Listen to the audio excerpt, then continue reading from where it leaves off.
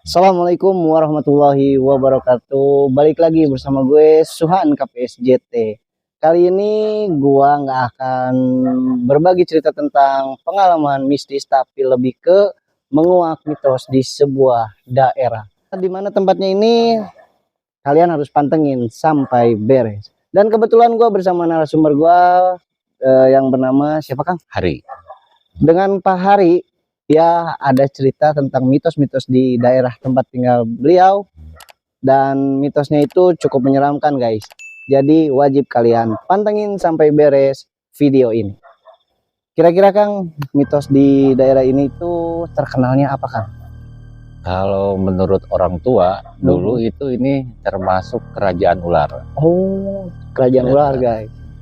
Jadi memang sudah banyak bukti dari penampakan yang warga lihat itu sosok ular yang sangat gede gitu. Oh, wujudnya ular. Full ular. Jadi enggak. Jadi menurut cerita orang-orang yang pernah lihat itu, jadi dia ke bawah itu berbentuk ular, tapi kepalanya itu berbentuk wayang kayak arwahana.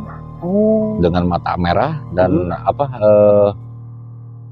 pokoknya kayak rahwana lah kayak gitulah. Begitu. Jadi wujudnya seperti itu guys. Di sini mitosnya itu ada kerajaan ular guys. Dan ngomong-ngomong tentang kerajaan ular, biasanya suka ada sebutannya Kang. Nah, untuk sebutan untuk mitos kerajaan ular ini, sosok yang paling mendominasi di sini itu siapa Kang? Itu kalau menurut cerita sih namanya itu Ronda, si Ronda. Si Ronda. Terkenalnya si Ronda. Pernah suatu hari kita mendapat undangan dari orang-orang yang bisa, terus diundang. Nah, dia cuma hanya menyebutkan nama si Ronda aja, nggak mau dijelaskan siapa-siapanya. Gitu kan. Jadi yang maksudnya dengan orang-orang yang mengundang itu siapa? Ada. Jadi gini, suatu hari ada bukan supranatural orang-orang pinter lah, yang pengen menyelidiki, terus dia bawa mediasinya, ada orang tersebut diundang, ternyata istilahnya berhasil diungkap gitu. Cuma memang menurut cerita konon memang betul namanya itu, katanya gitu. Dan biasanya si sosok Ronda ini keluar atau muncul itu biasanya ada kejadian apa Kang? Kalau misalkan si sosok ini keluar? Kalau si Ronda sih biasanya yang pernah melihat itu, dia itu nggak ngapa-ngapain, cuma kalau misalkan orang misalkan kata Sundanya kawenehan, dia suka muncul, dia berbentuk ular, tapi nggak mengganggu. Justru ada satu lagi fenomena yang di sini yang terkenalnya itu dari kakek-kakek saya itu namanya itu Luci.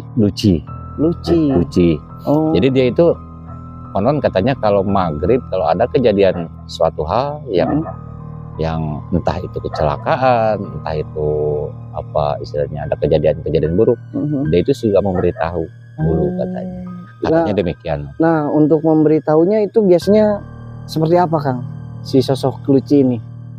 Cerita dari orang sekitar sih yang pernah, dari orang-orang tua dulu, dia itu suka ada suara-suara, orang Sunda namanya kelom itu Pak. Jadi suka ada bunyi-bunyi langkah. Hentakan kaki gitu ya. Nah, kalau misalkan udah ada suara gitu, paling kakek saya lah kalau misalkan dulu itu besok ada kejadian apa. Nah, itu pasti terjadi gitu. Gitu. Jadi guys, ini disclaimer ya, bahwa si Kang hari ini sebagai narasumber saya yang waktu kecil mengalami langsung kejadian-kejadian tentang mitos-mitos yang terjadi ini, dan sumbernya itu dari kakeknya sendiri. Dan kebetulan juga kita lagi ada di lokasinya gitu. Walaupun ya malam-malam gini, demi kalian gua datangin langsung ke tempatnya dan cerita tentang mitosnya. Mungkin selain dari mitos Kak Luci dan si Ronda ini, kejadian apa lagi Kang yang kira-kira masih membekas di Kang dari cerita-cerita masyarakat sekitar Kang?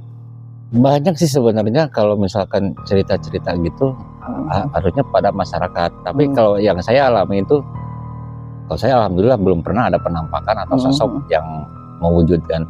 Tapi kalau bentuk misalkan gerak atau misalkan kita